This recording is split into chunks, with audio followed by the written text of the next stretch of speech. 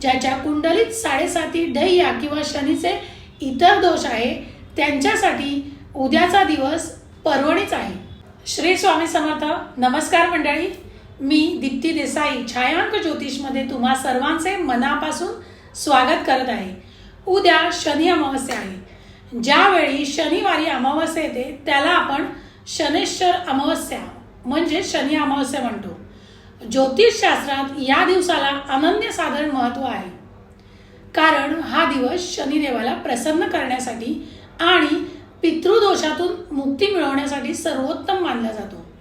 आजच्या व्हिडिओमध्ये आपण पाहणार आहोत की या दिवशी आपण कोणते साधे पण प्रभावी उपाय करू शकतो ज्यामुळे आपल्या जीवनातील अडचणी दूर होतील।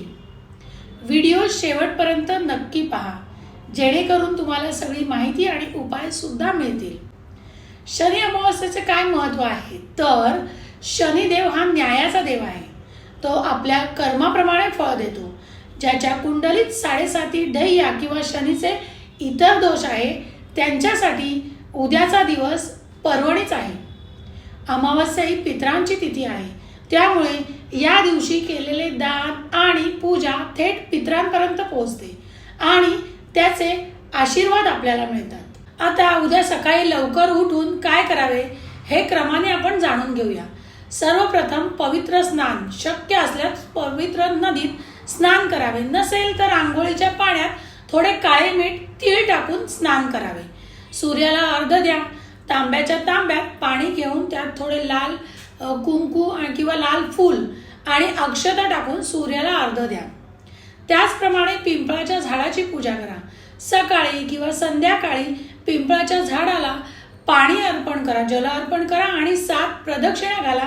आणि पिंपळाच्या मुळाशी शनिदेवाचा वास असतो असे मानले जाते, म्हणून तिकडे काहीतरी गोडाचा नैवेद्य दाखवा, जशी तुमची परिस्थिती असेल तसं।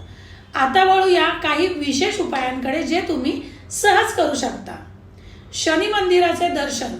शनी मंदिरात जा आणि शनी मंदिरात जाऊन शनीला मोहरीचे तेल अर्पण करा। पण लक्षात ठेवा, शनीच्या डोळ्यात बघू नका, त्याच्या चरणांकडे पाहून प्रार्थना करा की हे शनिदेवा माझी सगळी संकट नाहीशी कर। सायंकाळी पिंपळाच्या झाडाखाली किंवा मारुतीच्या मंदिरात मोहरीच्या तेलाचा दिवा अवश्य लावा। आणि जर काही दानधर्म करायचं असेल तर शनिदेव हे कष्टकरी लोकांचे प्रतिनिधी आहेत, त्यामुळे गरीब किंवा गरजू व्यक्तींना काळे तीळ, काळे कपडे, चप्पल किंवा छत्री दान करा। गरजूंना अन्नदान करणे हे सर्वात मोठे पुण्य आहे।